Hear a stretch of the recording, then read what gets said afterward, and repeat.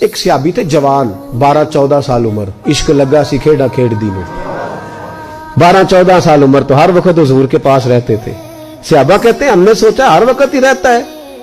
ایک دن نبی پاک صلی اللہ علیہ وسلم نے کہا ان کو ذرا بتاؤں تو صحیح ہے مجھ سے پیار کتنا کرتا ہے۔ صحابہ کو تجربہ کرانے کے لیے حضور نے اس سے کہا مجھ سے پیار کرتے ہو؟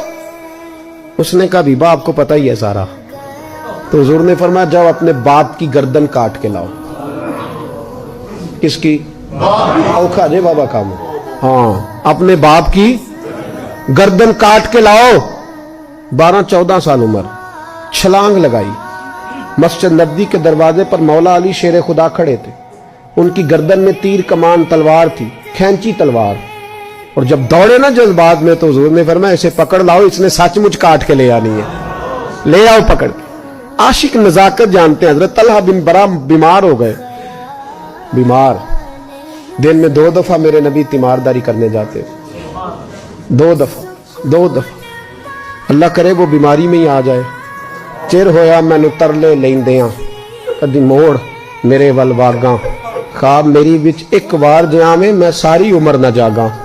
نبی پاک صلی اللہ علیہ وسلم 2 دفعہ تیمارداری کرنے جاتے، 2 دفعہ دن، 2 دفعہ حضور پتہ لے۔ ایک دن حضور شام کو گئے، ان کا ماتھا چوما تو حضور کی آنکھوں میں آنسو آ گئے۔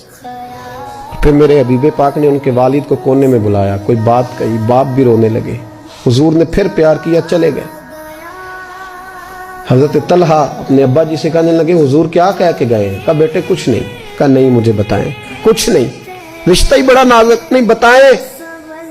تو باپ نے سر پہ ہاتھ رکھا، کہا حضور کہہ گئے ہیں تو آج شام کو فوت ہو جائے گا، اور جب حضور نے کہا جب اس کا انتقال ہو جائے تو مجھے خبر کرنا۔ والد کو چارپائی پہ بٹھا کے تو حضرت طلحہ نے ہاتھ پکڑ لیا۔ عشق تے اگ دوویں ایک برابر، پر عشق دا سیک ودھیرا، اگ تے ساڑے ککھ تے کانے، عشق ساڑے تن میرا، او اگ دا دارو میہ تے پانی، مینوں کوئی دسے عشق دا دارو کیڑا، بلے شاہ اوتھے کچھ نہیں بچدا جتھے عشق ہوراں دا ڈیرا۔ ہاتھ پکڑا باپ کا اور کہنے لگے ابا جی ایک وعدہ کرو، رات کو جب میں فوت ہو جاؤں تو نبی پاک کو اطلاع نہیں دینی، خبر۔ کہا بیٹے حضور کہہ گئے ہیں دینی ہے، تو کہتا نہیں دینی، کیوں؟ عاشق نزاکت جانتے ہیں، اگرچہ 12-14 سال عمر تھی پر عشق پکا تھا نا، نزاکت سمجھتے تھے۔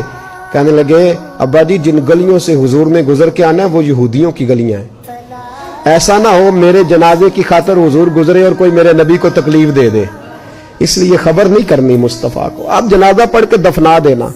رات کو انتقال ہوا، باپ نے جنازہ پڑھا، دفن کیا، سارا کچھ جاننے والے رسول آئے۔ کہا مجھے بتایا کیوں نہیں؟ عرض کی محبوبہ، کہتا تھا حضور کو تکلیف نہیں دینی، میری ذات کی خاطر تکلیف نہ دینا، نہ کوئی یہودی تکلیف نہ پہنچا دے، گلیاں یہودیوں کی ہیں، قربان جائیں ساری دنیا روضہ رسول پہ، اور میرے رسول نے فرمایا مجھے بتاؤ اس کی قبر کہاں ہے؟ ساری دنیا روضہ رسول پہ، اور نبی پاک اس غلام کی قبر پہ کھڑے آنسو بہہ رہے ہیں۔ صحابہ کہتے ہیں ہر قبر پہ دعا یہ ہوتی تھی یا اللہ قبر کشادہ کر دے، یا اللہ اس کا حساب آسان کر دے۔ یہاں دعا بھی انوکھی، اس کے لیے دعا بھی انوکھی، رشتہ ہی بڑا نازک ہے۔